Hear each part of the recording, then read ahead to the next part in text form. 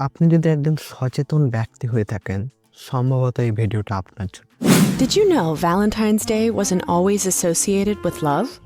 Although its origins are unclear, many have suggested the holiday has roots in the ancient Roman festival of Lupercalia.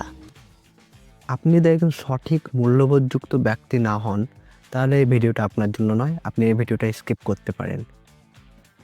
আমরা যদি ইতিহাসের দিকে তাকিয়ে দেখি কিভাবে ভ্যালেন্টাইন ডে চালু হয়েছিল, তাহলে আমরা দেখতে পাবো প্রাচীন রোমানদের একটা উৎসব ছিল লুপারকালিয়া।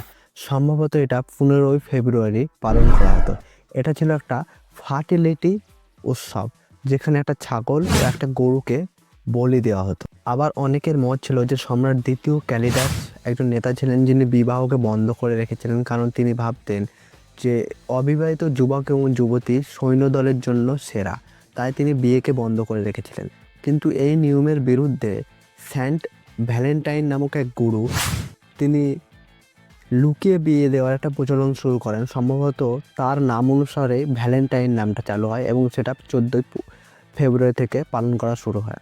আর আজকের দিনে ভ্যালেন্টাইন কিভাবে পালন হচ্ছে, একটা স্টাডি অনুযায়ী প্রতি ভ্যালেন্টাইন ডে বা 14ই ফেব্রুয়ারি বিশ্বের মধ্যে সবচেয়ে কন্ডোম সেল হয়।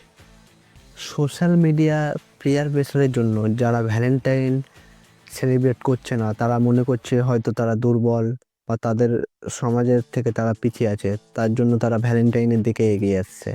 Yeah, people should do things to express love to their special ones. If you read the history of Saint Valentine's, it was not just for one person. It was the message in peace and love for everybody. So it's remain in this spirit remains. ভালোবাসা মানে Valentine নয়, ভালোবাসা মানে গোলাপ নয়, ভালোবাসা মানে chocolate দেওয়া নয়।